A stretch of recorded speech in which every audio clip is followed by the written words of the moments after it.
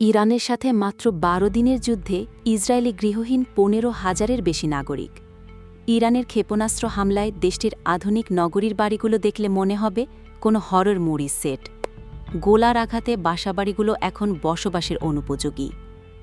ইসরায়েলের স্থানীয় বার্তা সংস্থাগুলো বলছে, ইরানের হামলায় ক্ষতির পরিমাণ প্রায় $১.৪৩ বিলিয়ন। বাড়ি ধ্বংস হওয়ায় অনেকে ঠাঁই নিয়েছেন বিভিন্ন হোটেলে। কর্তৃপক্ষের হিসাব অনুযায়ী এই হোটেল খরচের আনুমানিক পরিমাণ $২৯ মিলিয়ন।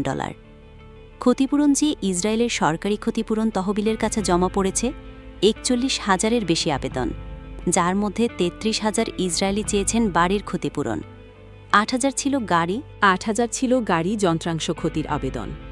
সবচেয়ে বেশি সহায়তা চেয়েছে রাজধানী তেল আবিবের বাসিন্দারা, যার সংখ্যা কমপক্ষে ২৬,০০০। যুদ্ধের কারণে সরাসরি ক্ষতি ছাড়াও পরোক্ষ ক্ষতির সম্মুখীন হয়েছে ইসরায়েল। নির্ধারিত প্রতিষ্ঠান এবং জরুরি সেবা ছাড়া বন্ধ ছিল দেশটির প্রায় সব ব্যবসায়িক প্রতিষ্ঠান। এতে ব্যাপক লোকসান হয়েছে ইসরায়েলের অর্থনীতিতেও। পরিস্থিতি বিবেচনায় যুদ্ধে ক্ষতিগ্রস্ত শ্রমিক ও ব্যবসায়ীদের জন্য সহায়তা কর্মসূচি চালুর সিদ্ধান্ত নিয়েছে সরকার, যার প্রাথমিক ব্যয় ধরা হয়েছে প্রায় $৫৭০ থেকে $৮৬০ মিলিয়ন। এই খরচ দীর্ঘমেয়াদে চাপ সৃষ্টি করবে দেশটির বাজেটে, মনে করছেন সংশ্লিষ্টরা। গাজা যুদ্ধ শুরুর আগে ৬,০০০ ইসরায়েলি সহায়তা পেলেও এখন তা বেড়ে দাঁড়িয়েছে ২৫,০০০-এ। তবে ইরানের সাথে যুদ্ধের পর ক্ষতিগ্রস্ত নাগরিকের সংখ্যা আরও বেড়েছে।